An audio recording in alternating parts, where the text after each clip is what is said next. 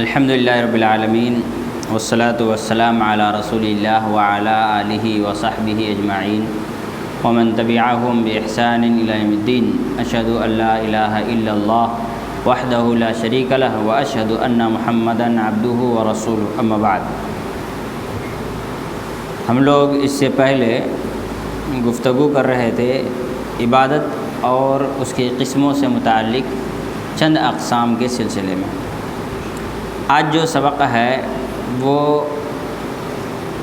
جھاڑ پھونک اور تعویذ سے متعلق ہے۔ باب ما جاء فی الرقی والتمائم۔ مسلمانوں میں جو شرک پایا جاتا ہے اس کی جو بنیادی جڑیں ہیں وہ ان دو چیزوں سے جا کے جڑتا ہے، ایک ہے وسیلہ اور ایک ہے جھاڑ پھونک تعویذ۔ تو آج کا جو درس ہے وہ ہے جھاڑ پھونک اور تعویذ سے متعلق۔ رقیہ اس کی جمع ہے رقا۔ رقیہ یہ رقیق سے بنا ہے، اصل میں تھوک، اس کے چھوٹے چھوٹے ذرات، اسی کو رقیہ کہا جاتا ہے ڈکشنری کے اعتبار سے۔ اور شرعی اعتبار سے رقیہ کہتے ہیں قرآن مجید سنت مطہرہ سے ثابت شدہ ادعیہ مأثورہ یعنی دعاؤں کا اہتمام کر کے آدمی مریض پر دم کرے، اس پر پھونک مارے، اس طرح سے کہ ہلکے تھوک کے ذرات بھی اس میں شامل ہوں۔ تو ایسی صورت میں اس کو رقیہ کہتے ہیں۔ اس کی الگ الگ قسمیں ہیں اور اس کے حکم بھی الگ الگ ہیں۔ کہتے ہیں وہی العظائم التي يقرأ بها على المریض مع النفس بالريق ويختلف حكمها بحسب نوع الرقية كما سنبينه۔ کہتے ہیں کہ یہ وہ اذکار ہیں، دعائیں ہیں، قرآن کی تلاوت ہے جس کو پڑھا جاتا ہے مریض پر اور دم کیا جاتا ہے ہلکے ہلکے تھوک کے ساتھ۔ چھو جو ہے نا، چھو یہ رقیہ شرعیہ نہیں ہے۔ اس میں کیا ہے، یعنی اس انداز سے دم کیا جائے کہ منہ سے ہلکے ہلکے تھوک کے ذرات، یعنی تھوک نہیں دینا ہے، ہلکے ہلکے تھوک کے ذرات نکلیں، تو یہ ہے رقیہ۔ اب اس رقیہ کے الگ الگ حکم ہیں، الگ الگ قسمیں ہیں۔ اما التمائم، رہی بات تمائم کی، فہی جمع تمیمہ، تو یہ تمیمہ کی جمع ہے۔ تمیمہ کیا ہے؟ اردو میں اگر اس کو سمجھیں گے تو تمیمہ، جس کو ہم اردو میں تعویذ کہتے ہیں، جبکہ عربی زبان میں تعویذ تمیمہ کے لیے استعمال نہیں ہوتا ہے۔ ہر وہ چیز نفع حاصل کرنے کے لیے یا نقصان سے بچنے کے لیے، جاندار و بے جان کسی پر باندھا جائے، لٹکایا جائے، رکھا جائے، چھپایا جائے، یہ سب کے سب کیا ہیں؟ تمیمہ ہیں۔ چاہے انسان کی گردن پہ باندھ دے، ہاتھ پہ باندھ دے، کمر پہ باندھ دے، انگوٹھی کے اندر پتھر کی شکل میں ڈال دے، پیر کے انگوٹھیوں میں پیتل کے کڑے کے شکل میں باندھے، گھر میں لٹکائے لکھ کر کے، یا کیا کہتے کسی اور چیز کی شکل میں، یا انسان پیڑ پودوں کو باندھے، نفع پانے کی نیت سے ہو، دکان و مکان کی خیر و برکت کے لیے، کس کے لیے؟ دکان و مکان میں خیر و برکت کے لیے تعویذ بیچا جا رہا ہے، وہ بیچ رہا ہے جو خود ہی بیچارہ بھوکا مر رہا ہے۔ یا تو پھر آدمی بچے کے گردن میں، ہاتھ میں، پیر میں، کمر میں باندھ دیتا ہے تاکہ اس کو نظر نہ لگے، اس کو کسی قسم کی بلا و مصیبتوں کا کیا کہتے ہیں چوٹ نہ آ جائے، آسیب اور سایہ پتہ نہیں کیا کیا، بہت سی چیزیں دنیا میں ہیں، بہت ساری چیزیں نہیں ہیں، ان سب کے لیے جو باندھ دیا جائے، لٹکا دیا جائے، چھپا دیا جائے۔ کبھی کبھی ایسا ہوتا ہے کہ بستر میں تکیے کے نیچے، گدے کے نیچے چھپا دیا جاتا ہے تاکہ اس کے ذریعے سے کیا ہو، بہت ساری مصیبتوں سے چھٹکارا پایا جائے۔ اسی طرح سے پیڑ پودے کی پتیوں میں دم کر کے اس کو پیس کر کے کھلا پلا دیا جائے، یہ بھی ہے۔ کاغذ میں لکھ کر کے اس کو کھانے میں ملا کے کھلا دیا جائے۔ یہ ساری کی ساری چیزیں کیا ہیں، تمائم کے کیٹیگری میں آتا ہے۔ تو وہی خرزتن او حجاب، کپڑا ہے، پتیاں ہیں، یعلق علی الصبیان، پرانے زمانے میں بچوں پر عام طور پہ ڈالا جاتا تھا، تو کہتے ہیں کہ اس کو بچوں کے گردن میں لٹکا دیا جائے، وربما علقت علی غیرہم، یا کسی اور جگہ پر لٹکا دیا جائے، خشیت العین، نظر بد کے خوف سے۔ وقد جاء النہی عن الرقى والتمائم، اور واضح رہے کہ نہیں مطلب ممانعت ثابت ہے حدیث سے، جھاڑ پھونک کے سلسلے میں بھی اور تعویذ کے تمائم کے سلسلے میں بھی۔ فی حدیث عبداللہ ابن مسعود رضی اللہ تعالی عنہ، حضرت عبداللہ ابن مسعود جو کہ جلیل القدر صحابی تھے، ان کی حدیث میں ان رسول اللہ صلی اللہ علیہ وسلم، کہ اللہ کے رسول صلی اللہ علیہ وسلم نے فرمایا، ان الرقى، یقیناً جھاڑ پھونک، والتمائم، تعویذ، گنڈے، کیچوے، گھونگے، اینٹ کنکر پتھر دھاگے، کاغذ، جو بھی ہو، تمائم، والتولہ، اور کڑے، شرکن، یہ سب کے سب کیا ہیں، شرک ہیں۔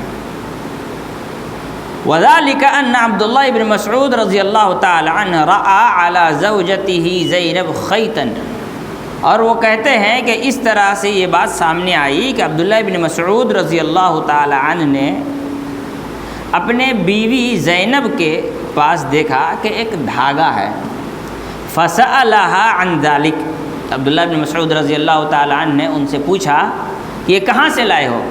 فقالت انہا خیطن، کہا یہ ایک دھاگا ہے، قد رقی فیہا من اجل مرض فی عینہا، اس میں دم کیا گیا ہے آنکھ کے کسی بیماری کے وجہ سے، تکلیف ہوگی، بہہ رہا ہوگا، درد ہو رہا ہوگا، لال ہو جا رہا ہوگا، کچھ بھی ہو سکتا ہے۔ فقطعہ عبداللہ بن مسعود رضی اللہ تعالیٰ عنہ، تو اس دھاگے کو عبداللہ بن مسعود رضی اللہ تعالیٰ عنہ نے کاٹ دیا۔ وقال، اور کہا، ان آل عبداللہ لاغنیاء عن الشرک، یقیناً عبداللہ کے اہل و عیال، اس کے گھر کے لوگ شرک سے بے نیاز ہیں، بالکل پاک و صاف ہیں۔ انما ذلک الشیطان، یقیناً ایک شیطان ہے، ینخسها، جو کچوں کا لگا رہا تھا تمہاری آنکھ میں، حتی اذا رقى ذلك الیہودی، یہاں تک کہ جب اس یہودی نے اس کا دھاگے میں دم کر دیا، سکنت، تو وہ شیطان ساکن ہو گیا، خاموش ہو گیا۔ وَإِنَّمَا يَكْفِيكَ، یقیناً تمہارے لیے کافی تھا، ان تقولی، کہ تم یہ کہتی، اذهب البأس رب الناس واشفی انت الشافی لا شفاء الا شفاءک شفاء لا یغادر سقما۔ بعض روایتوں میں سقما کہتے ہیں کہ تم کہتے ہو اذهب البأس، بأس یعنی تکلیف، پریشانی، اذهب البأس تکلیف کو ہٹا دے، تکلیف کو لے جا، تکلیف کو دور کر دے، رب الناس، اے پوری کائنات کے انسانوں کے رب، وانت الشافی، یقیناً تو ہی شفا دینے والا ہے، لا شفاء الا شفاؤک، تیرے سوا کسی کے پاس شفا نہیں ہے، شفاء لا یغادر سقما، ایسی شفا جو مریض کے ساتھ غداری نہ کرے، جو مریض کے ساتھ غداری نہ کرے، مطلب ایسی شفا ملے جو دوبارہ مریض کو چھوڑ کر نہ جائے، یعنی آدمی ہمیشہ کے لیے اس بیماری سے شفا پا جائے، یہ تمہارے لیے کہنا کافی تھا۔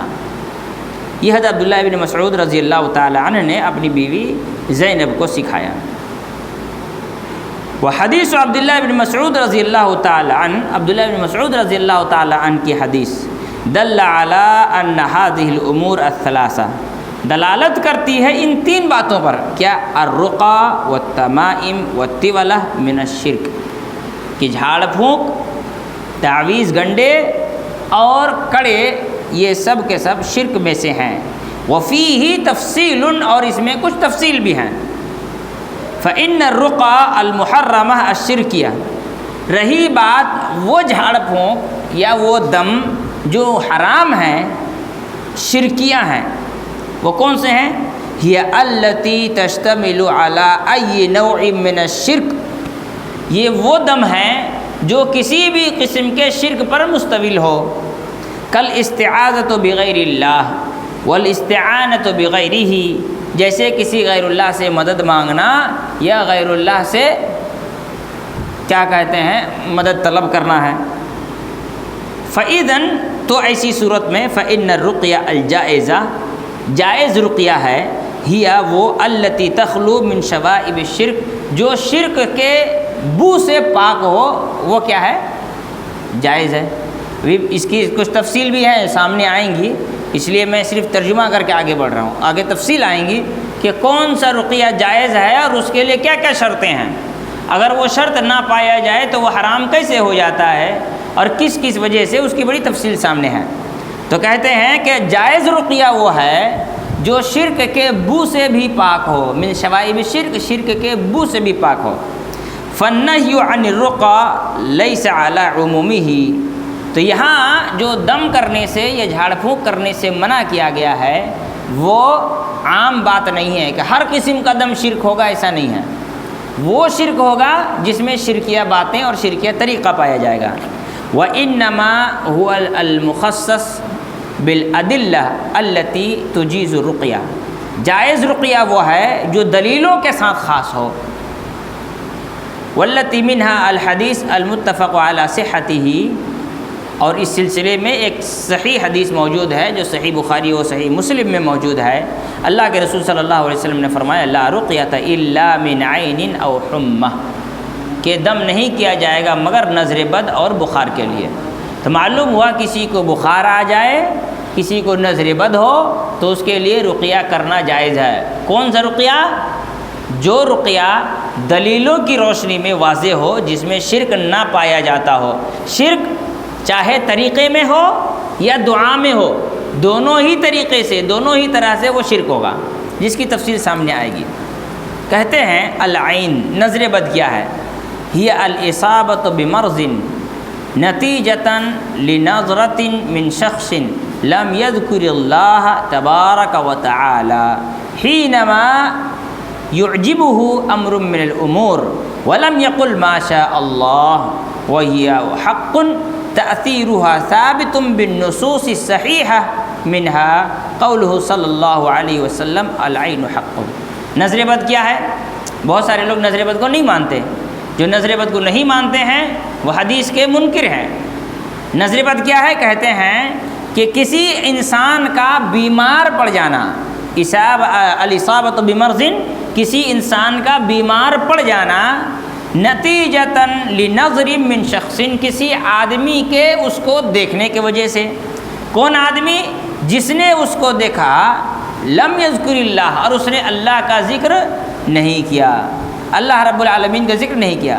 حینما یعجبہ امر من الامور، جب اس کا کوئی کام اس کو پسند آیا ہو۔ مثال کے طور پر ایک چھوٹا بچہ ہے، ایک دم گولو مولو سا، کیوٹ سا، ٹھیک ہے، اس کو لے کے کوئی باہر گھوم رہا ہے، کتنا کیوٹ بچہ ہے، کتنا زبردست ہنستا ہے نا، ہمیشہ ہنستا ہے، یار تیرا بیٹا بڑا اچھا ہے، بیٹا بہت اچھا ہے، اچھی بات ہے، ہمیشہ مسکراتا ہے، اچھی بات ہے، روتا نہیں ہے، اچھی بات ہے، تو آپ کو کہنا کیا چاہیے؟ ماشاء اللہ بیٹا تیرا بڑا اچھا ہے یار، ہنستا ہے، گولو مولو سا ہے، کیوٹ سا ہے، ایسا بولنا چاہیے۔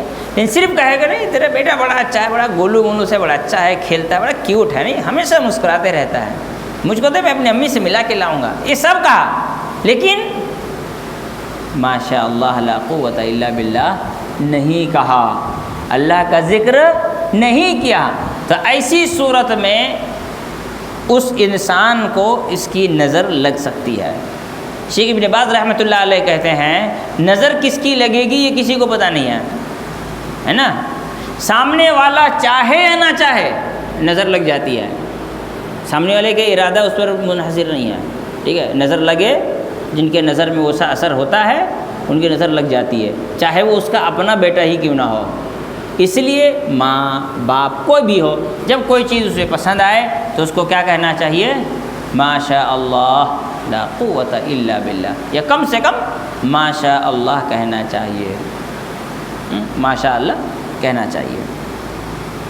کہتے ہیں وَهِيَ حَقٌّ تَأْثِيرُهَا ثَابِتٌ بِالنُّصُوصِ الصَّحِيحَةِ، نظر بد حق ہے اور اس کا اثر ثابت ہے صحیح حدیثوں کے ذریعے سے، جیسا کہ اللہ کے رسول صلی اللہ علیہ وسلم نے فرمایا العین حق، عین یعنی نظر بد حق ہے، صحیح ہے۔ پھر والحمى رہا بخار، یہ والحمى یہ حمى ایک کنفیوژن، حمى ہا میم یا، کیا ہوگا اس کو یاد رکھیے گا، ہا میم یا، حمى اس کا معنی ہوتا ہے بخار، ہا میم گولتا اس کا معنی ہوتا ہے زہر، یہ حمى یہ بچھو کے زہر کو کہتے ہیں، یہاں بچھو کے زہر کا ذکر ہے، یہاں بخار کا نہیں۔ والحمى بالحاء المهملة المضمومة والمیم المحرکہ المفتوحہ والتاء وهي سم الاقرب، اور یہ کیا ہے؟ بچھو کا زہر ہے، یہ کیا ہے؟ بچھو کا زہر۔ معلوم ہوا سانپ کاٹ لے، بچھو کاٹ لے، تو ایسی صورت میں انسان کو دم کرنا چاہیے، دم کرنا جائز ہے، ان موقع پر دم کرنا جائز ہے، لیکن دم کیسے ہوگا اس کا ذکر بعد میں انشاءاللہ آئے گا۔ وقد رق النبی، اس کے بعد وقد سأل الصحابہ رضوان اللہ علیہم اجمعین النبی صلی اللہ علیہ وسلم، صحابہ رضوان اللہ علیہم اجمعین نے رسول اللہ صلی اللہ علیہ وسلم سے پوچھا، کس کے بارے میں؟ عن الرقا، جھاڑ پھونک کے بارے میں، التی کانوا یفعلونها، جسے وہ کیا کرتے تھے، فقال لهم، اللہ کے رسول صلی اللہ علیہ وسلم نے رسول اللہ صلی اللہ علیہ وسلم نے فرمایا اعرضوا علی رقاکم، صحابہ اکرام دم کرتے تھے تو اللہ کے رسول صلی اللہ علیہ وسلم سے پوچھا کہ ہم لوگ دم کرتے ہیں یہ صحیح ہے کہ نہیں، تو اللہ کے رسول صلی اللہ علیہ وسلم نے فرمایا کہ پہلے تم مجھ کو سناؤ تم دم میں پڑھتے کیا ہو، اعرضوا علی رقاکم، تم جو رقیہ پڑھتے ہو مجھ کو سناؤ۔ پھر سننے کے بعد کہا لا بأس بالرقا ما لم تکن شرکا، دم کرنے میں کوئی حرج نہیں ہے جب اس میں شرک نہ ہو، جب اس میں شرک نہ ہو۔ مثال کے طور پر ہمارے ہندوستان میں، بلکہ اس میں کچھ سچائی ہے، وہ یہ ہے کہ سلیمان علیہ السلام کو اللہ تعالیٰ نے یہ طاقت دی تھی کہ وہ جناتوں کو سزا دیں، ہے نا، جن کو سزا دینے کی طاقت اللہ نے سلیمان علیہ السلام کو دی تھی۔ اب کسی آدمی کو اگر جن پکڑ لے تو آدمی کیا کہے گا؟ سلیمان علیہ السلام کو دیکھ کے جنات ڈرتا ہے، تو یا سلیمان کہہ کے پکارنا شروع کر دے، سلیمان علیہ السلام کا نام لے کے پکارنا شروع کر دے، تو رقیہ کرتے ہوئے اگر وہ سلیمان علیہ السلام کو پکارتا ہے تو وہ کیا کرتا ہے؟ شرک کرتا ہے۔ اس لیے اللہ کے رسول نے فرمایا رقیہ میں کوئی حرج نہیں، شرط یہ ہے کہ اس میں شرک نہ ہو۔ اس کا مطلب یہ ہوا کہ رقیہ کرنا جائز ہے اور اس میں وسعت بھی ہے۔ وقد رقى النبی صلی اللہ علیہ وسلم ورقیہ، اللہ کے رسول صلی اللہ علیہ وسلم نے رقیہ کیا۔ وأقرع على الرقية في أحاديث كثيرة بناء عليه فإن الرقية تجوز بشروط، اللہ کے رسول صلی اللہ علیہ وسلم نے رقیہ کیا ہے، رقیہ کرایا گیا ہے، اور وہ بہت ساری حدیثوں میں موجود ہیں۔ ان حدیثوں کی بنیاد پر رقیہ کے جائز ہونے کا فتویٰ دیا جاتا ہے چند شرطوں کے ساتھ. کن کے ساتھ؟ بشروط، چند شرطوں کے ساتھ. نمبر 1، ان تکون بکتاب اللہ تعالی او سنت رسولہ او باسماء اللہ و صفاتہ او الادعیہ المأثورۃ عن السلف. کیا کہتے ہیں؟ سب سے پہلی شرط یہ ہے کہ رقیہ میں جو پڑھا جا رہا ہو وہ قرآن مجید سے ثابت ہو، یا اللہ کے رسول صلی اللہ علیہ وسلم کے حدیث سے ثابت ہو، یا اگر اللہ کے رسول کے حدیث سے قرآن سے ثابت نہیں ہے لیکن اس میں اللہ کے نام کا ذکر کیا جا رہا ہے. ٹھیک ہے، جیسے اللہ کے رسول صلی اللہ علیہ وسلم نے فرمایا کہ سورہ بقرہ کی جہاں تلاوت کی جائے گی وہاں جن نہیں ہوگا، بھاگ جائے گا. کسی کو جن پکڑ لے اور کوئی سورہ بقرہ پڑھنے لگے تو یہ تو حدیث سے ثابت ہو گیا. سورہ فاتحہ کا ایک نام کیا ہے؟ الرقیہ. تو کسی کو جن پکڑے اور کوئی سورہ فاتحہ پڑھنے لگے تو یہ تو قرآن سے ہو گیا.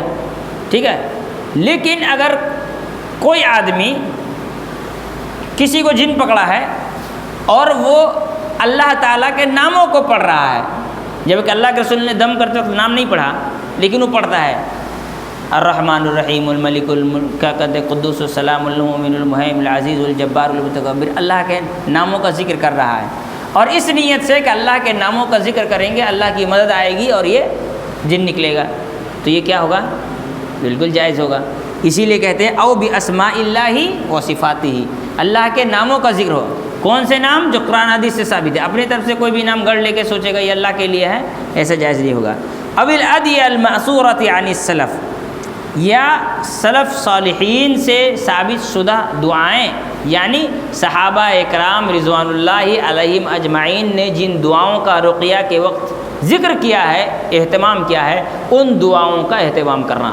قرآن سے، حدیث سے، اللہ کے ناموں کے ذریعے سے، یا ان دعاؤں کے ذریعے سے رقیہ کیا جائے گا جو صحابہ اکرام سے ثابت ہیں، جو صحابہ اکرام سے ثابت ہیں. سلف صالح کا ذکر جب آئے گا تو سب سے پہلے نمبر پر کون آئیں گے؟ صحابہ اکرام رضوان اللہ علیہم اجمعین. ان کے بعد کے جو آئیں گے ان کے دعاؤں کے اوپر پھر چیک کیا جائے گا ان کا یہ دعا زیادہ صحیح ہے کہ نہیں ہے. لیکن جو دعا حضرت کیا کہتے ہیں صحابہ اکرام سے ثابت ہو جائیں اس دعا کو یقیناً رقیہ میں پڑھا جائے گا. دوسری بات، ان تکون باللسان العربی الا اذا كان الراقی لا يحسن العربیہ فیشترط ان یکون الدعاء المترجم موافقا للکتاب والسنہ. یہ دوسری شرط یہ بتاتے ہیں کہ رقیہ عربی زبان میں ہونی چاہیے، الا یہ کہ جو آدمی رقیہ کر رہا ہے وہ اگر عربی صحیح سے نہیں پڑھنا جانتا تو ایسی صورت میں وہ دعا کا اگر ترجمہ پڑھتا ہے تو وہ قرآن و حدیث سے ثابت شدہ دعا کا ترجمہ ہونا چاہیے. مثال کے طور پر کوئی آدمی ہے رقیہ کر رہا ہے تو رقیہ میں کہہ دے رہا ہے مثال کے طور پر کہ اللہ تعالیٰ تو اس کو جن سے شیطان سے محفوظ رکھے. ہاں، اور قرآن سے حدیث سے اس بات کا ثبوت ملتا ہے کہ جن سے شیطان سے محفوظ رکھنے کی دعاؤں کا ذکر ہے تو یہ کتاب و سنت کے موافق ہے. لیکن آج کی تاریخ میں یہ جو دوسری شرط انہوں نے لگائی ہے کہ عربی زبان میں ہو اور اگر عربی نہیں آتی ہو تو اردو میں رقیہ کر سکتا ہے، اس پہ بہت سے علماء اعتراض کرتے ہیں. اسے اعتراض کرتے ہیں کیوں؟ اس سے ایک راستہ کھلتا ہے، ایسے راستے کا دروازہ کھلتا ہے جو مستقبل میں اس کے لیے گناہ کا ذریعہ بنے گا. مثال کے طور پر اگر کوئی آدمی اردو میں رقیہ شروع کر دے گا، ٹھیک ہے، عربی کا چھوڑ کر کے، تو ایسی صورت میں ایزی ہو گیا نا اردو میں رقیہ کرنا. تو اس سے ہوگا یہ کہ کوئی بھی رقیہ کرنا شروع کر دے گا. پھر اگر کوئی آدمی سورہ فاتحہ پڑھتا ہے تو وہی لفظ پڑھے گا جو اللہ نے نازل کیا ہے. سورہ بقرہ پڑھتا ہے تو وہی لفظ پڑھے گا جو اللہ نے نازل کیا ہے. اگر وہ ترجمہ پڑھتا ہے تو الفاظ آگے پیچھے ہو سکتے ہیں، معنی میں تبدیلی بھی ہو سکتی ہے، اس میں غلطی بھی ہو سکتی ہے. لہذا صرف اور صرف عربی زبان میں ہی رقیہ ہو، دیگر زبانوں میں نہ ہو. بہت سارے علماء اکرام اس بات کا ذکر کرتے ہیں، لیکن جیسے انہوں نے شیخ صالح بن سعد السحیمی حفظہ اللہ نے کہا کہ دیگر زبانوں میں کر سکتے ہیں، اس میں اعتراض ہے، تو اس سے بچنا چاہیے.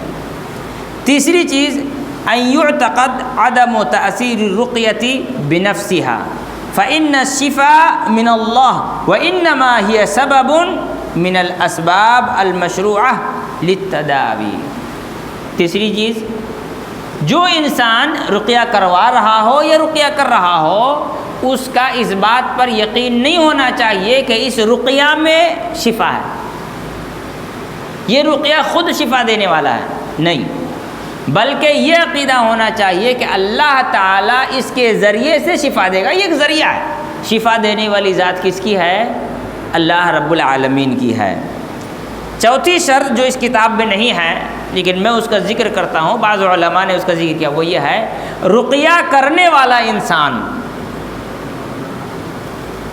رقیہ کرنے والا انسان، جیسے دعا کے لیے شرط ہے کہ جو دعا پڑھی جائے اس میں شرک نہ ہو، ویسے ہی رقیہ کرنے والا انسان مشرک نہ ہو، گھپلہ باز نہ ہو، بے دین نہ ہو، بے نمازی، سود خور، حرام خور نہ ہو، اس لیے کہ اس طرح کے لوگ جب رقیہ کرنے لگ جائیں گے تو ایسی صورت میں رقیہ کا اثر الٹا پڑ جائے گا، رقیہ کا اثر الٹا پڑ جائے گا۔ رقیہ کرنے والا انسان اگر دیندار، متقی، پرہیزگار، نیک انسان ہے، وہ رقیہ کر رہا ہے تو اس کے دعاؤں میں اللہ اثر دے گا اور اس کے ذریعے سے کیا ہوگا؟ جن نکلے گا۔ لیکن کوئی آدمی اناڑی آ گیا، خود ہی بے دین ہے، تقویٰ طہارت کی کوئی گارنٹی نہیں ہے، آج خود ہی فجر پڑھا نہیں ہے، رقیہ کرنا شروع کر دیا، تو ایسی صورت میں چونکہ اس نے صبح کے وقت یہ دعا پڑھائی نہیں ہے نا، بسم اللہ الذی لا یضر مع اسمہ شیء فی الارض ولا فی السماء وهو السمیع العلیم، اس نے صبح پڑھائی نہیں ہے، تب جن کو کنٹرول کیسے کرے گا؟ جن اس کو بھی پیٹے گا، جو رقیہ کر، جس کا رقیہ ہو رہا ہے اس کا اور زیادہ تنگ کرے گا کہ تو اچھا تو مجھ کو بھگانے کی کوشش میں رک جا، اب تیرے کو اور تنگ کرتا ہوں۔ ایک واقعہ یاد آیا، بنگلور میں ایک لڑکا تھا، وہ ایسے ہی شیخ عبدالعظیم وہاں رقیہ کرتے ہیں بنگلور میں، تو ان کے یہاں بیٹھ کے کچھ دن سیکھ لیا، دعا ہوا، اب وہ رقیہ پڑھنا شروع کر دیا، پڑھا جب تک کچھ ہوا نہیں، لڑکے پہ جن تھا، بیٹھا ہوا تھا، جن کس کا ہے؟ آگ سے بنا ہے نا، اب اس نے کیا کیا، پانی میں دم کر کے اس آدمی کے اوپر مار دیا، اٹھ کے ایک تماچا لگا، اس کا منڈی ٹیڑھا ہو گیا، سمجھ گئے نا؟ رقیہ کرنے سے جو رقیہ کرتا ہے اس پر، اس کے گھر والوں پر شیطان جن بدلہ لینے کی کوشش کرتا ہے، اس لیے جو انسان رقیہ کرتا ہے اس کو بہت زیادہ سترک رہنے کی ضرورت ہے، ایک دم عبادت کی پابندی، دعا اذکار کی پوری پابندی کرنی چاہیے، اس لیے کہ شیطان تو اس سے بدلہ لے گا کہ تو مجھ کو وہاں سے بھگایا ہے، میں تو تجھے چھوڑوں گا نہیں، اس لیے رقیہ کروانے والا آدمی نیک، متقی، پرہیزگار ہو، مشرک نہ ہو، مشرک نہ ہو۔ نہیں، وہ تو قرآن پڑھتا ہے، قرآن پڑھتا ہے تو کیا وہ تو ہے ہی نا غیر مسلم، وہ خود ہی مجاور ہے، پجاری ہے، شرک کرتا ہے، حرام کھاتا ہے، اور اس سے رقیہ کرائیں گے، یہ صحیح اور درست نہیں ہے۔ جب ہم اس چیز کو دیکھیں گے تو بہت سارے لوگوں کے دھندے بند ہو جائیں گے، ورنہ آج دیکھیے رقیہ کا دھندا کرنے والے اتنے سارے ایسے ہیں جس کے یہاں نماز نہیں ہے، روزہ نہیں ہے، دعا نہیں ہے، جھوٹ ہے، مکاری ہے، وہ دبا کا پیسہ لیا جا رہا ہے۔ دم اور رقیہ میں ایسا معاملہ ہے، تعویذ پر ہم بعد میں گفتگو کریں گے، رقیہ میں آج بات ختم کر دیتے ہیں۔ رقیہ والا معاملہ ایسا ہے کہ لوگ دکان کھول دی ہیں، سب کی دکان لگی ہوئی ہے، فیس بک پہ، واٹس ایپ پہ ایڈ دیا جاتا ہے، جھوٹ تو اتنا زیادہ بولتے ہیں۔ ایک صاحب مجھ کو ملے ہریانہ کے، بنگلور میں ملے، تو بات ہو رہی تھی، تو بولے مولانا میرے پاس وہ لوگ رقیہ کروانے آتے ہیں جو 2-4 جگہ سے ہار مان لیتے ہیں تب آتے ہیں میرے پاس۔ اس کا مطلب وہ کیا کہنا چاہتے ہیں؟ ڈاکٹر کہتے ہیں نا کہ وہ کیس خراب کر دیا تب میں ٹھیک کر دیا، ہے نا، ویسے وہ کہہ رہا ہے کہ وہ 4-5 جگہ گیا، رقیہ کروایا، ٹھیک نہیں ہوا، میرے پاس آیا تو الحمدللہ میں نے ٹھیک کر دیا۔ اس نے ٹھیک کر دیا، اللہ نے نہیں کیا، اس نے کیا، میں نے ٹھیک کر دیا، ٹھیک ہے۔ میرے پاس کیرلا سے لوگ آتے ہیں، کشمیر سے لوگ آتے ہیں، اس طرح جھوٹ اتنا زیادہ، فلاں آدمی دم کیا ٹھیک نہیں ہوا، میں دم کیا فوراً ٹھیک ہو گیا۔ ہمارے ایک استاد تھے، ان کا نام ہم لوگ مدرسے میں رکھ دیے تھے جن، جب دیکھو تب جن بھگانے کی دعا سکھاتے تھے سب کو، اب بولتے رہتے تھے۔ وہ یہاں بنگال بورڈ کو ایگزام دی ہیں عالیہ سے، ایک دن کہہ رہے کہ میں عالیہ کا ایگزام دینے جب کلکتہ گیا تو ایک لڑکے کو سانپ نے کاٹ لیا، اب 2 آدمی دم کیے جا رہے، دم کے ٹھیک نہیں ہو رہا ہے، میں گیا، میں نے دم کیا، فوراً ٹھیک ہو گیا۔ تو وہ لوگ بولے کہ اصل میں کیا ہے، ہم لوگ صبح شام جھوٹ بولتے اس لیے ہم لوگ کے دعا میں اثر نہیں ہے۔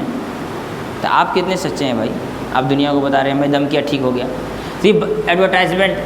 ایک صاحب رقیہ کرتے ہیں بنگلور میں، مولانا ہیں وہ، اور بڑی ڈگری والے مولانا ہیں، ایک مرتبہ دم کرنے کا 10,000 روپے لیتے ہیں، کہتے ہیں ہائی کورٹ کے وکیل کو دیتے ہو نا ایک ہیئرنگ کا 10,000، ہم کو کیوں نہیں دو گے؟ وہ تمہارا پراپرٹی بچا کے دے رہے ہیں، ہم تمہاری زندگی بچا کے دے رہے ہیں، دو آپ۔ دکان لگی ہوئی ہے رقیہ، جو رقیہ کرنے والا پروفیشنل پیسہ خور جو ہوتا ہے اس کو بیٹھ جائیے، گھما پھرا کر کے رقیہ کا، جن کا، تعویذ کا یہ سب قصہ سنانا شروع کر دے گا۔ اچھا، رقیہ میں ایک چیز یہ بھی ہوتی ہے کہ 99% وہ ہوتے ہیں جو مینٹلی کیا کہتے ہیں، ڈیفیکٹڈ ہوتے ہیں۔ بارش تو آج نہیں ہوئی، میں نے تو کیلے بھی نہیں کھائے ہیں، چھینک کیوں آئی مجھ کو؟ ہاں ضرور سائے کا اثر ہوگا، تو چلو اب رقیہ کروانے۔ چھینک کیوں آئی؟ مولانا کیا بولیں، گھر میں کوئی نہیں تھا، اچانک دھاڑ سے آواز آئی، میں روم کھول کے دیکھا تو کانچ کے گلاس کے ٹوٹ گیا تھا، تو میں بولا اٹھا کے پھینک دو جھاڑو دے کے۔ نہیں مولانا گھر میں تو جن ہو سکتا ہے نا۔ بولے یار جن کو تمہارے کانچ کے گلاس سے کیا لینا دینا، اس کو گلا ہی دبانا تھا تو تمہارا دباتا ہے کیا؟ مولانا آپ بھی ایسی باتیں کرتے ہیں۔ نہیں، آدمی وہم کا مریض ہے، وہم کا 90% لوگ وہم کے مریض ہیں۔ ایسا کیوں ہوا میرے ساتھ؟ میں نے خواب میں آگ دیکھا اور آج میں دیکھ رہا ہوں کہ موم بتی سے میری چادر میں آگ لگ گئی، جن کا تو اثر نہیں ہے۔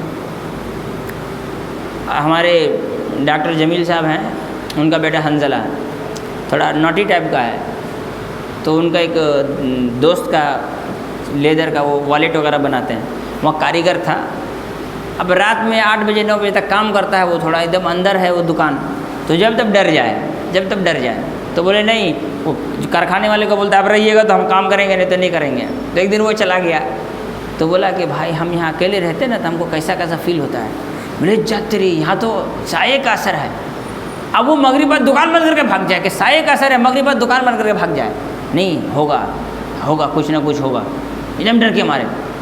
ایک دن مجھ کو وہ کارخانے کا مالک مجھ کو ساتھ لے کے چلا گیا، بولا کہ بھائی چلیے آپ جا کے خالی گھوم کے واپس آ جائیے، میں بول دوں گا مولانا بھگا دیے جن کو۔ بولا کائے مجھ کو پھنسا رہے ہو یار خامخواہ، ہاں کائے مجھ کو پھنسا رہے ہو۔ میں گیا وہاں تو بولے حضرت تھوڑا سا دم وم کر دیجئے نا۔ بولے تم خود دم کرو، ہم کائے تم پر دم کرنے جائیں گے، ہم تمہارا ٹھیکہ لے رکھے ہیں۔ جب تم کو ڈر لگے سورہ فاتحہ پڑھو، آیت الکرسی پڑھو، قل اعوذ قل اعوذ بالفلق قل اعوذ برب الناس پڑھا کرو، یہ دعا ہے، سب صبح شام دعا پڑھا کرو، ڈر نہیں لگے گا تم کو۔ کیسے عجیب انسان ہو یار، تم ڈرتے ہو۔ نہیں ڈر لگتا ہے مولانا، کچھ بھی ہو سکتا ہے۔ بولے نہیں یہ دعا پڑھا کرو، کچھ نہیں ہوگا۔ میں وہاں سے واپس آ گیا، خامخواہ زبردستی کا اس کے اندر ایک یہ پیدا ہو جائے گا، ہاں مولانا دم کیے تو ٹھیک ہو گیا، وہ تب میرے کو بھوت بھگاؤ سمجھے گا۔ جنات، جن کے اوپر ایک واقعہ آتا ہے۔ ہمارے تانتی باغ میں ایک حافظ جی آئے تھے، حافظ تنویر، جھارکھنڈ سے۔ وہ 4 ہی مہینہ تھے، بھاگ گئے، چلے گئے چھوڑ گئے۔ ایک دن فجر میں ان کو جگا رہا ہوں تو روم سے نکل نہیں رہے ہیں، 10 بجے اٹھے۔ بولے امام صاحب آپ مجھ کو فجر میں جگا رہے تھے؟ بولے ہاں۔ بولے رات میں نا چھن چھن چھن چھن کی آواز آ رہی تھی مسجد سے، پتہ نہیں کیسا ایسا لگ رہا ہے۔ میں بولا کہ یار کیا ہوا ہوگا، پھر دیکھا کچڑے کا ڈبہ الٹا پڑا ہے اور پورا کچڑے کی پلاسٹک مچھلی ہو رہی ہے۔ بولا یا الہی، چوہا پلٹ دیا ہوگا اس کے دم میں، تو پیر میں چمکن پھنس گیا ہوگا، بھاگا، اسی کی آواز ہوگی۔ ہاں ہو سکتا ہے، ڈر کچھ بھی ہو سکتا ہے، ڈرنے کے لیے کوئی ریزن چاہیے آدمی کو۔ تانتی باغی کا دوسرا واقعہ ہے، وہ کوئی بیچارہ گیا وضو خانہ، اوپر غسل خانہ ہے فرسٹ فلور میں، غسل خانہ گیا، نل کھولا پانی نہیں ملا تو چھوڑ کے چلا آیا، ٹنکی خالی تھی۔ اب کو اوپر بیٹھ کے قرآن پڑھ رہا تھا، ایک حافظ صاحب وہ قرآن پڑھ رہے تھے۔ اب ٹنکی میں جب پانی چڑھایا تھا اچانک پانی گرنے لگا، وہ بھاگ کے میرے پاس آ گئے۔ بولے امام صاحب، بولے کیا ہوا؟ بولے میں بیٹھا تھا کوئی آیا نہیں، اچانک نل کھل کے پانی گرنا شروع ہو گیا۔ نل کھل کے کیسے پانی گرے گا بھائی، کچھ بھی نہیں، اوپر جنات ہوگا۔ بولا کاہے ڈرا رہی ہے، اور میں اکیلے سوتا ہوں اوپر مسجد میں۔ آدمی کچھ بھی ڈر جاتا ہے، پھر وہ بھاگ کے مولانا ایسا ہے، تھوڑا سا دم کر دیجئے، تھوڑا رقیہ کر دیجئے۔ تو پھر وہ دیکھتا ہے کہ یہ بہت ڈرا ہوا ہے، تو پھر وہ تھوڑا سا کرتے ہیں، کرتے ہیں، ہاں جاؤ ٹھیک ہو جائے گا۔ 2 دن 4 دن کے بعد جب دیکھتا ہے کہ ہاں ابھی تھوڑا سا اچھا ریلیکس فیل ہو رہا ہے، تو پھر پیسہ دو، یہ دو وہ دو، نذرانہ دو۔ میں نے دیکھا ہے جو پروفیشنل رقیہ کرنے والے ہوتے ہیں ان کے یہاں کوئی کمی نہیں ہوتی پیسے کی۔ ایک مولانا بنگلور میں 8,000 روپے ان کی تنخواہ ہے، بچوں کی فیس منتھلی وہ 25,000 روپے بھرتے ہیں۔ کہاں سے آتا بھائی؟ اور رقیہ کرتے ہیں لوگ، دے جاتے ہیں، جھوٹ اتنا بولتے ہیں رقیہ کرنے والے، اس کی کوئی حد نہیں ہے۔ بولے ایک مولانا قصہ سنا رہے تھے کہ ایک آدمی کا بچہ گم ہو گیا، ہم نے رقیہ کیا تو اس کو بچہ نظر آیا کہ وہ بس اسٹینڈ میں بیٹھا ہوا ہے، فوراً گاڑی لے کے وہاں سے اس کو اٹھا کے لے گئے۔ بولے حضرت عائشہ کا ہار گم ہو گیا تو بیچاری ڈھونڈ رہی تھی، ان کو رقیہ سکھا دینا چاہیے تھا۔ حضرت عائشہ کی حدیث ہے نا، ہار گم ہونے پر میدان میں ڈھونڈ رہی تھی، ہے نا۔ کوئی سامان گم ہو جانے پر اگر رقیہ کرنے سے ڈھونڈا جاتا ہے، رقیہ اس پہ کرنا چاہیے، تو حضرت عائشہ کاہے ہار ڈھونڈنے نکلی تھی؟ تو رقیہ کرنے والے جو رقیہ کرتے پروفیشنل، اس میں دنیا بھر کا جھوٹ کہتے ہیں۔ اسی لیے میں نے وہ چوتھی شرط کا ذکر کیا، جیسے بعض علماء ذکر کرتے ہیں، ایک کتاب ہے جادو کے اوپر، اس میں انہوں نے اس شرط کا ذکر کیا ہے۔ اردو میں وہ میرے پاس کتاب تھی، شیخ ثناء اللہ مدنی وہ کتاب لے گئے، بولے اس پر میں پروگرام کروں گا، جن جادو اور بھوت، کتنا سچ کتنا جھوٹ، تو کتاب لے گئے۔ تو اس کتاب میں اس بات کا ذکر تھا کہ رقیہ کرنے والے آدمی کے اندر تقوی کا ہونا چاہیے، وہ متقی ہو، پرہیزگار ہو، عبادت گزار ہو، نیک انسان ہو۔ نیک انسان کے دعاؤں پہ اثر ہوتا ہے، اس لیے کہ رقیہ کیا ہے؟ دعا ہے۔ رقیہ کیا ہے؟ دعا ہے، اور جتنا نیک آدمی دعا کرے گا اتنا زیادہ بہتر ہے، نہ کہ کوئی ایسا آدمی کیا کہتے ہیں رقیہ کرنے بیٹھ جائے جو خود نماز نہ پڑھتا ہو۔ جتنے سڑک چھاپ رقیہ کرنے والے ملیں گے، جو وہاں بیٹھا ہے وہاں بیٹھا وہاں بیٹھا ہے، سب کے اوپر چھو چھا کر رہا ہے، تو کیا ہے؟ رقیہ۔ اکبر بادشاہ کو بچہ نہیں ہو رہا تھا تو وہ رقیہ کرانے گیا تھا، پھر رقیہ کرانے سے بچے تھوڑی ہوتے ہیں، ابھی رقیہ کرانے گیا، بچہ نہیں ہو رہا تھا اکبر بادشاہ کا، تو یہ حال ہے۔ تو رقیہ جائز بھی ہے اور ناجائز بھی ہے۔ جائز کے لیے یہ شرطیں ہیں۔ آج کی تاریخ میں میں اتنا خلاصہ کہنا چاہتا ہوں، دم کروائے، جسے ایک چیز یہاں پہ ذکر نہیں ہے، میں نے کہیں پڑھا ہے، مجھے یاد نہیں آ رہا ہے کہاں پڑھا ہے، لیکن ہمارے استاد نے اس کا بھی ذکر کیا تھا کہ رقیہ جو کرے وہ زور زور سے پڑھے، منتر کی طرح بڑبڑائے نہیں، من میں بڑبڑائے نہیں، کر کے نہیں پڑھے، زور زور سے پڑھے، سامنے والے کو سنائی دے پڑھ کیا رہا ہے، کہیں تو یا حامان یا فرعون یا شیطان یا شداد یا ابلیس تو نہیں پڑھ رہا ہے، ہاں، یا رسول اللہ یا سلیمان یا علی، یہ سب تو نہیں پڑھ رہا ہے، یا بدو، سنا بدو نام کا جن کا کوئی سردار ہے، اس کو بھی لوگ پکارتے ہیں۔ ہاں، کیرلا میں ایک جماعت ہے جن کے یہاں یہ عقیدہ پایا جاتا ہے کہ جن اگر انسان کو تکلیف دیتا ہو تو جن کو مدد کے لیے پکار سکتے ہیں، یا عباد الرحمن اعیننی۔